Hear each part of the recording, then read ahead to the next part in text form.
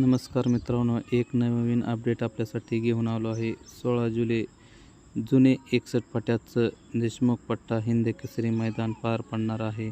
मागेच 11 तारखेला झालेला जुना बैलपोळा माळशिरसकरांचं ओरिजिनल हिंद केसरी मैदान पार पडलं. या मैदानासाठी 1001 गाड्यांची नोंद झालेली होती. या मैदानात सगळे टॉपचे नंदी दाखल झालेले होते.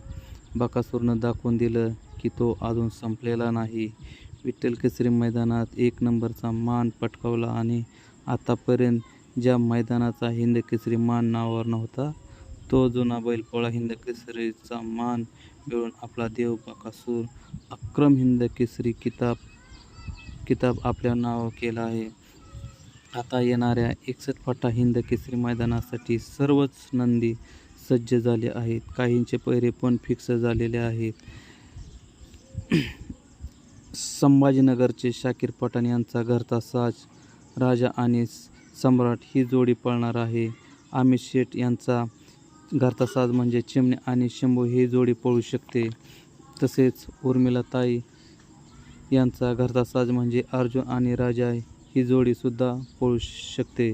राहुल दादांनी सांगितल्याप्रमाणे बिनजोडचा बादशाह मथुरा आणि वेगाचा शेवट सर्जा ही जोडी पळणार आहे. बऱ्याचपैकी सर्वच नंदीचे पैरे फिक्स झाल्या जमा आहेत. पण बकासूरचा पैरा अजून फिक्स कोणीच सांगू शकलं नाही. मामाने पाठीमागच्या एका मुलाखतीत सांगितलं होतं की घरणिकेच्या राजावर लवकरच आपण पळणार आहे. सर्वत्र एकच चर्चा आहे की घोटकरांचा सर्जा आणि बकासूर येणाऱ्या 61 फाट्याच्या मैदानासाठी ही जोडी पळणार आहे.